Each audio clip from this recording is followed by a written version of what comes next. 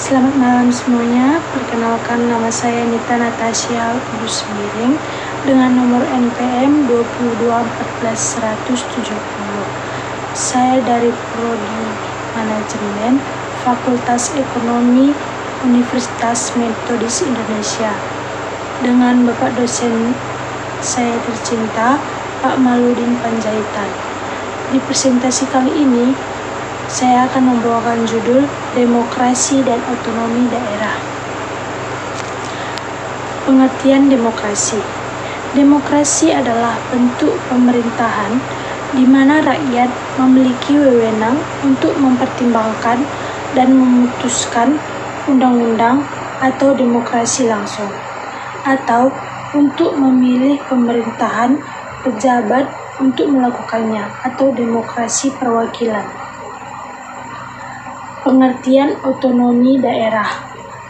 Otonomi daerah adalah hak, wewenang, dan kewajiban daerah otonomi untuk mengatur dan mengurus sendiri urusan pemerintah dan kepentingan masyarakat setempat dalam sistem negara kesatuan Republik Indonesia.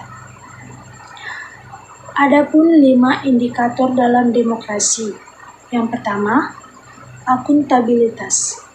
Dalam demokrasi, setiap pemegang jabatan yang dipilih oleh rakyat harus dapat mempertanggungjawabkan kebijakan yang hendak dan telah ditempuhnya.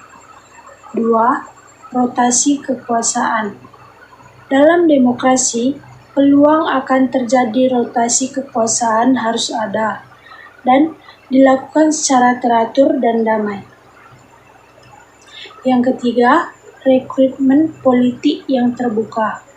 Setiap orang yang memenuhi syarat untuk mengisi satu jabatan politik yang dipilih oleh rakyat mempunyai peluang yang sama dalam melakukan kompetisi untuk mengisi jabatan tersebut. Yang keempat, pemilihan umum. Dalam suatu negara demokrasi, pemilihan dilakukan secara teratur. Yang kelima, menikmati hak-hak dasar. Dalam suatu negara yang demokrasi, setiap warga negara dapat menikmati hak-hak dasar mereka secara bebas.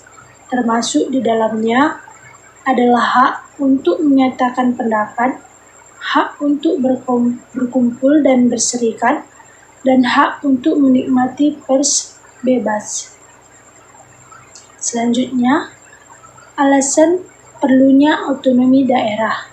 Terdapat 3, yaitu yang pertama, kehidupan berbangsa dan bernegara selama ini sangat sentralisasi, daerah diabaikan. Yang kedua, pembagian kekayaan alam tidaklah adil dan merata. Yang ketiga, kesenjangan sosialisasi dalam pembangunan. Hubungan antara otonomi daerah dan demokrasi, yaitu demokrasi adalah keadaan negara di mana dalam sistem pemerintahannya kedaulatan negara berada di tingkat rakyat. Sedangkan dengan demokrasi Pancasila adalah sistem tata kehidupan kenegaraan atau kemasyarakatan didasarkan adanya keseimbangan antara hak dan kewajiban.